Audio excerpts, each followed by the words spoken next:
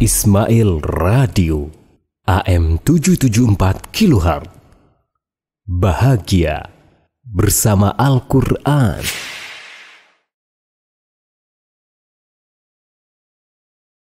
Bismillahirrahmanirrahim. Alhamdulillah wassalatu wassalamu ala rasulillah wa ala alihi wa ashabihi ajmain.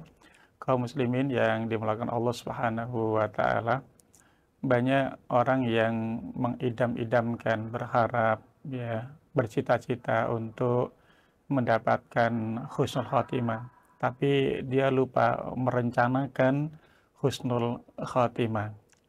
Nasihat terkhusus adalah bagi lansia, maka hendaklah dia maksimal di dalam merencanakan amal soleh yang bisa mengantarkan kepada husnul khotimah sebelum terjadi satu kondisi yang digambarkan dalam Al-Quranul Karim.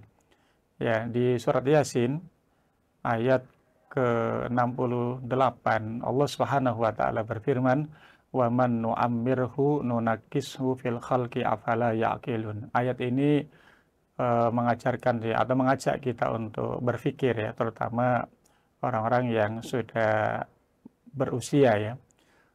"Wa man nu'ammirhu," siapa saja dari kalangan laki-laki dan wanita yang kami panjangkan umurnya, dan Nabi SAW menyebutkan a'maru, bersabda Nabi SAW bersabda, "A'maru ummati baina sitin ila sab'in." Umur umatku itu antara 60 hingga 70, itu secara angka Nabi menyebutkan itu. Wa aqalluhum man yajuzu dzalik. Sangat jarang lebih dari 70 ada, tapi sangat jarang. Kemudian di WHO itu mengklasifikasikan lansia. Ada lansia muda 50, umur 40 sampai 50. Ada lansia menengah 60 70. Kemudian dari 40 50 kemudian 50 60, kemudian ada 60 70, itu akhir. Nah, kalau manusia dipanjangkan umurnya, maka ia akan dikembalikan oleh Allah Subhanahu wa taala seperti awal penciptaan. Nih, ada isyarat kuat di sini untuk mempersiapkan diri sebelum terjadi satu kondisi tertentu dan kematian.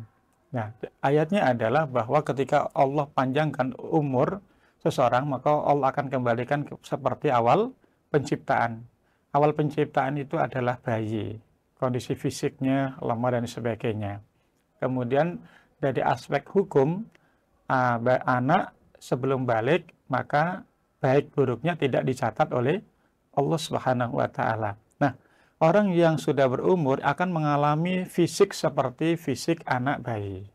Dan dia pun akan berlaku padanya hukum seperti hukum anak yang belum balik, baik buruknya tidak ditulis. Apa itu kondisinya? Jadi seorang yang lansia, orang yang sudah berumur, kalau mengalami kondisi seperti anak, yang sebelum balik hukumnya tidak dianggap, itu berarti masuk pada kondisi pikun. Jadi orang pikun itu baik buruknya tidak dianggap, termasuk satu di antara tiga yang rufi al-qalam, yang diangkat penanya, karena dia nggak sadar apa yang dilakukan. Nah, ketika seorang sudah berumur yang panjang ini, maka sebelum dia mengalami pikun, maka di sini ada isyarat yang kuat agar supaya mempersiapkan diri.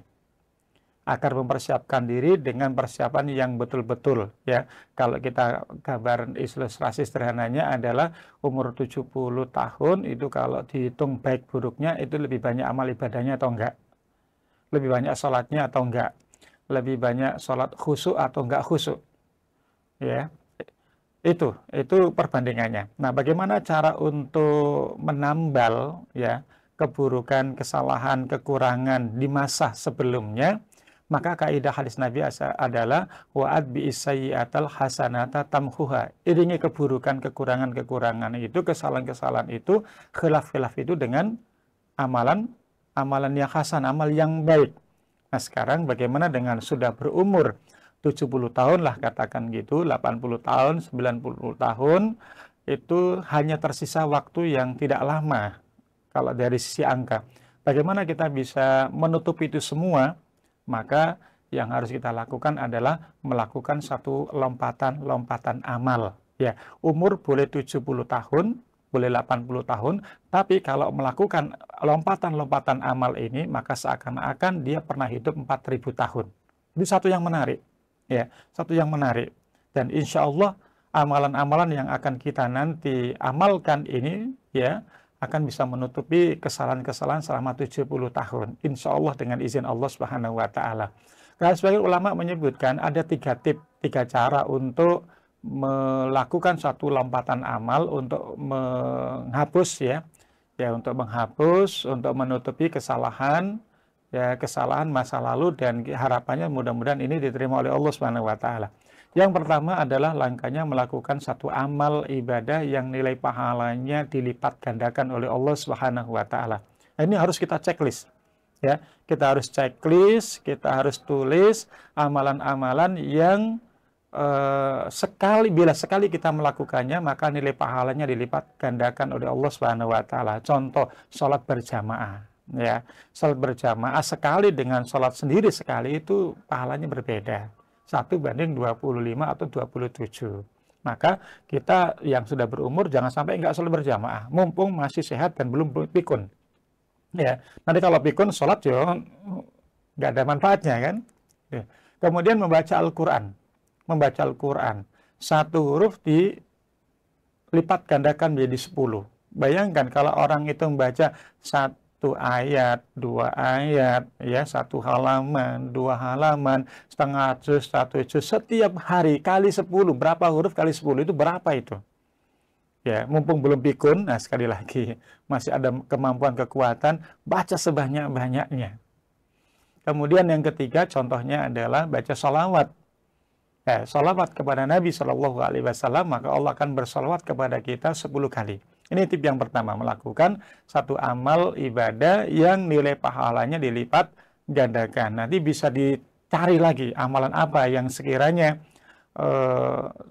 nilai pahalanya dilipat gandakan oleh Allah Subhanahu wa Ta'ala. Kemudian yang kedua adalah melakukan satu amal ibadah yang nilai pahalanya terus mengalir walaupun pelakunya sudah meninggal. Ini super jariah kalau bahasanya.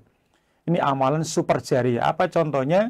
Contohnya adalah sedekahtin jariyah, sedekah jariah, wakaf, ya, wakaf. Kemudian au ilmin yuntafa'u bihi, ilmu yang bermanfaat, Kemudian waladin salihin yada'ulah, ya, anak saleh yang senantiasa mendoakan orang tuanya. Dan ada amalan-amalan yang lain yang sekiranya pahalanya terus mengalir, argu pahalanya terus mengalir, nggak berhenti meskipun orangnya berhenti atau wafat, ya. Maka kita cari betul, seperti nguruk, ya, nguruk pesantren, ya, pesantren yang membutuhkan, ya, lagi nguruk galian-galian itu kalau kita ambil saham di situ, ya, ambil investasinya, katakan 500.000 ikhlas karena Allah Subhanahu wa Ta'ala, selama itu dipakai untuk ibadah, Masya Allah. Seperti Hotel Utsman bin Affan hingga sekarang itu Masya Allah itu, iya, sudah berapa abad yang lalu, ya, berlalu, tapi masih ada sampai sekarang. Itu kalau dihitung nilai pahalanya luar biasa. Utsmannya sudah meninggal, sudah wafat, tapi pahalanya jariah itu super banget, itu super jariah itu. Kalau kita mau ingin seperti Utsman, ayo cari peluang-peluang seperti itu, dan banyak sekali di sekitaran kita, ya, peluang yang bisa kita lakukan. Mumpung masih ada, jangan perbanyak saldo di ATM. Kalau nggak dibelanjakan jalan Allah, kurang terlalu bermanfaat tentunya, yang seperti yang kita harapkan. Ya. Kemudian yang ketiga yang terakhir adalah merubah niat dari perkara mubah menjadi ibadah. Makan, minum, tidur adalah perkara yang mubah hukumnya. Tapi kalau kita niatkan dalam ibadah, insya Allah, nyuci piring bagi para istri, nyuci mobil, nyuci motor, ya, itu rutinitas atau jadi ibadah, itu ada pada pilihan kita. Kalau kita mau itu semua jadi ibadah, niatkan ya sebagai ibadah kepada Allah Subhanahu wa taala. Mudah-mudahan bermanfaat untuk kita semua, terutama nasihat untuk bagi ya lansia, tanpa mengurangi rasa hormat kami kepada mereka, tapi ini adalah peringatan dari Al-Quranul Karim. Mudah-mudahan bermanfaat, sehingga kalau ini kita laksanakan, insya Allah antara harapan dan kenyataan sudah kita lakukan, maka sekali lagi proses perjuangan untuk mendapatkan husnul khotimah adalah perjuangan kita, hasilnya adalah hak Allah Subhanahu wa taala. Tapi setidaknya sunatul Quran, sunatullah sudah kita jalankan. Mudah-mudahan sukses kita semua digolongkan dan diantarkan oleh Allah termasuk orang-orang yang mendapatkan husnul khatimah. Barakallahu fiikum. Assalamualaikum warahmatullahi wabarakatuh. Ismail Radio AM 774 kHz. Bahagia bersama Al-Quran.